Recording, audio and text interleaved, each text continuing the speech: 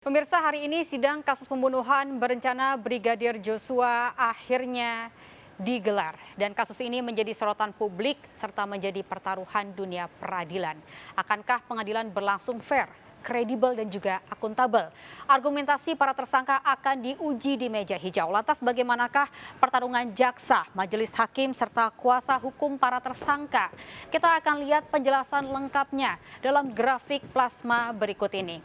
Pemirsa, kita perhatikan yang pertama bahwa kita lihat banyaknya berkas perkara yang disidangkan ini membuat Pengadilan Negeri Jakarta Selatan harus bekerja ekstra keras untuk mengatur jadwal sidang. Untuk berkas perkara 4 tersangka kasus pembunuhan Brigadir Joshua, yakni Ferdi Sambo, Putri Chandrawati, Kuat Ma'ruf dan juga Ricky Rizal, ini disidangkan pada hari ini, Senin 17 Oktober. Sementara untuk tersangka Richard Eliezer akan digelar pada esok hari, Selasa 18 Oktober. Dan untuk kasus perintangan penyidikan dengan 6 orang tersangka dijadwalkan akan digelar pada lusa Rabu 19 Oktober. Kita lihat yang berikutnya pemirsa bahwa Pengadilan Negeri Jakarta Selatan akan menyidangkan 11 perkara pembunuhan Brigadir Joshua dan perintangan penyidikan. Untuk pembunuhan berencana, 5 tersangka telah ditetapkan dengan pasal 340 ancaman hukuman maksimal yakni berupa hukuman mati. Ada Ferdi Sambo yang berperan sebagai otak pembunuhan berencana dan membuat skenario tembak-menembak. Kemudian juga ada Putri Chandrawati, istri Ferdi Sambo yang diduga mengetahui rencana pembunuhan. Kemudian tersangka Richard Eliezer ini melakukan penembakan terhadap korban atas perintah Ferdi Sambo. Sementara tersangka Kuat Ma'ruf dan Ricky Rizal membantu dan menyaksikan penembakan. Sekarang kita lihat peran-peran dari masing-masing orang. Untuk 6 tersangka perintangan penyidikan telah dilakukan sidang etik dan kali ini seluruhnya akan disidangkan dalam kasus pidana perintangan penyidikan. Brigjen Hendra Kurniawan, mantan Karo Paminal Divpropam, kemudian juga ada Kompol Cuk Putranto, mantan PS Kasub Bakriska Baga Ketika Rowa Prof Divpropam. Juga ada AKP Irfan Widianto, mantan Kasubnit 1 Subdit 3 Ditpiditum Bareskrim Polri. Kemudian juga ada Kompol Baikuni Wibowo, mantan Kasubag Riksa Etika Rowa Prof Divpropam. Nah, ini keempatnya memiliki peran yang hampir sama berkaitan dengan CCTV, yakni termasuk diduga merusak, kemudian menghilangkan maupun mengganti CCTV vital di TKP dan juga di lokasi sekitar.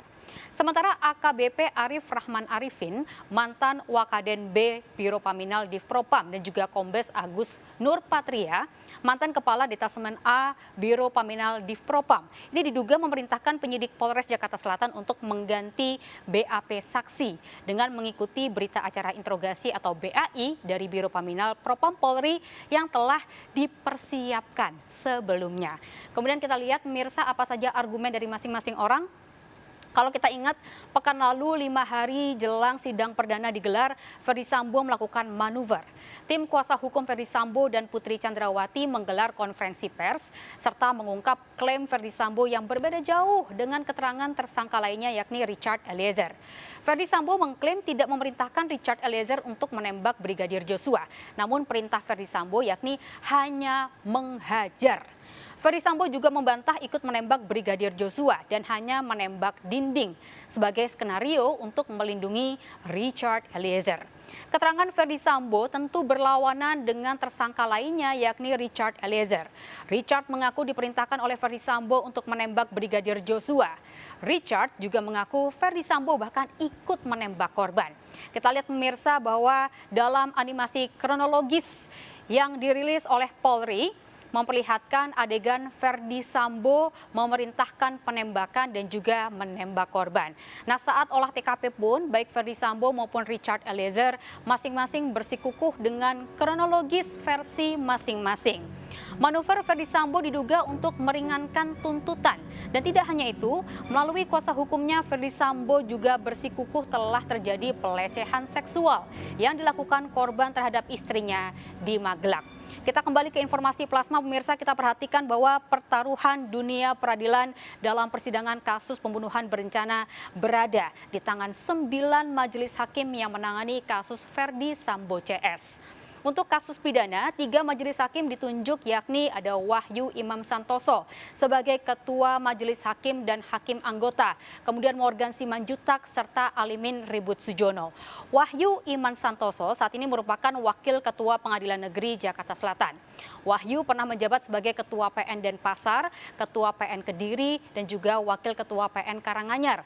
Saat menjadi hakim di Pengadilan Negeri Jakarta Selatan, ia bahkan pernah menangani perkara gugatan pra-peradilan yang diajukan Bupati Mimika Eltinus Omaleng yang ditetapkan sebagai tersangka kasus dugaan korupsi pembangunan gereja King Mimile 32 di Mimika, Papua.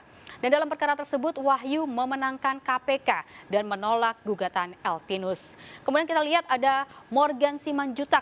Ini Morgan Simanjuntak ini dikatakan bahwa tercatat pernah menjatuhkan vonis hukuman mati kepada M. Rizal alias Hasan, bandar narkotika di Medan, Sumatera Utara yang menyimpan sabu seberat 85 kg dan 50.000 butir pil ekstasi.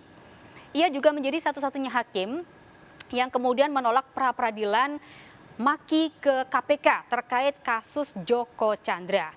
Morgan Simanjuntak pernah bertugas di sejumlah pengadilan negeri di daerah, diantaranya PN Medan dan juga PN Tanjung Pinang.